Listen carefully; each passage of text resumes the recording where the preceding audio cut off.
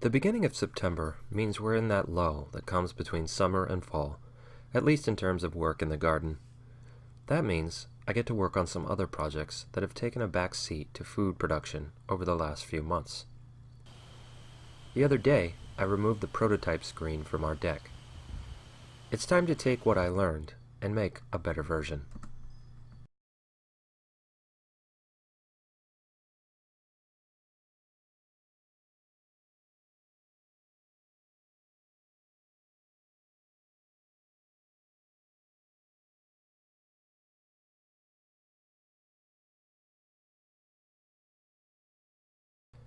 When I measure from the first edge and mark out multiple cuts, it's important to take the thickness of the saw blade into account. Since I want my pieces to be 2 3/4 inches, I need to make my second mark at 5.5 inches plus 1/8, which is the dimension of my saw blade. That means the second mark is at 5 5/8, and so on.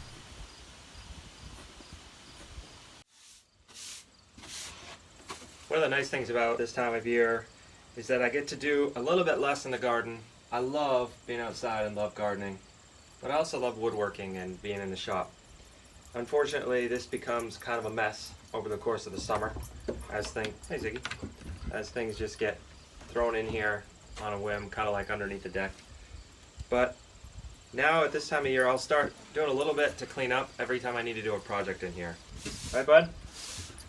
You're standing right in my pile. Get out of here. Go on. Watch out.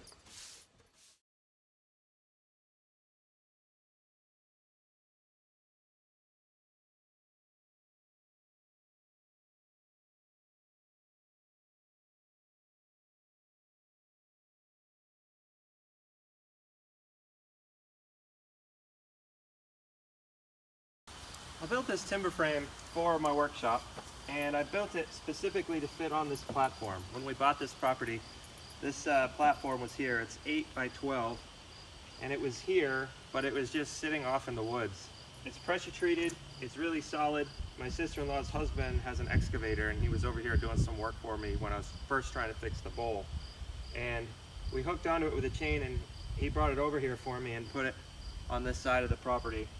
And I knew someday I was going to put a barn on it, so I designed this timber frame. I had the lumber that I cut from my in-laws' farm, had it milled out, built the timber frame, sided it, at least this part. I've still got some siding work to do, and put it on this frame. That prevented me from having to spend a lot of money on foundation work for this barn.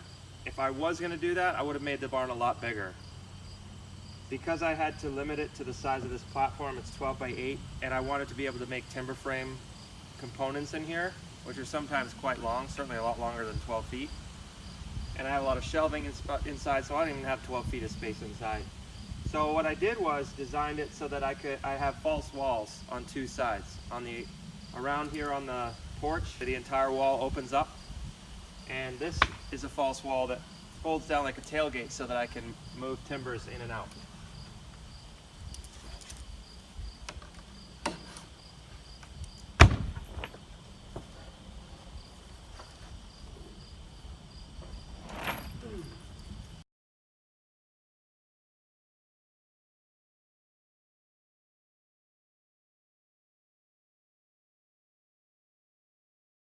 So the first thing is to make sure that the blade is at the right height. You don't want it sticking up too far, but you want to be able to see it when it comes through the wood. So most of the research I've done has said no more than 1/4 inch. And I figure if I could see 2 tines at any given point, that's probably fine. And then just log it down. Next thing is to make sure you've got ear protection and eye protection, which I have already built in. I know I want this to be 2 3/4. The first thing I'm going to do is square up the edge so that I'm measuring from a square, or I'm always cutting from a square edge. And just snug it up against there, and that's just enough. If you just put a little bit of pressure against the blade, that's just enough to take a shaving right off the edge of this. And I don't like to waste it a lot, so that's what I'm going to do. If it comes out snug like that, you know you're in good shape.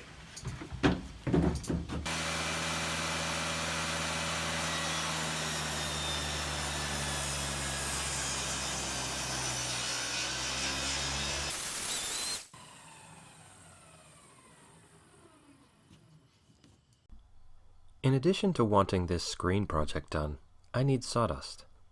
In fact, I always need sawdust. I save it throughout the winter and use it to pack our fruit trees prior to planting. However, what I just swept and the shavings I'm about to make are for the earth oven. The next step on that project is to build the insulation layer under the hearth floor. That layer is made up of clay slip and sawdust.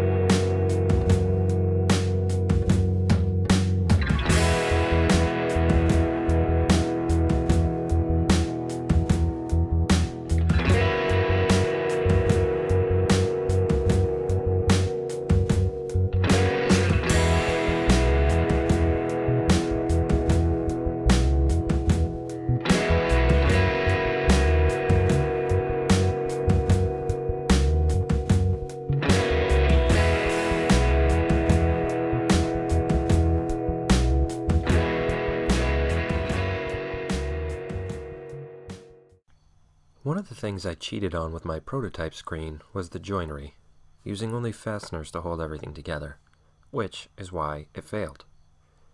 The new and improved screens are not only going to utilize larger dimensional lumber all the way around, they'll also be joined with half-lap joints for added strength and rigidity.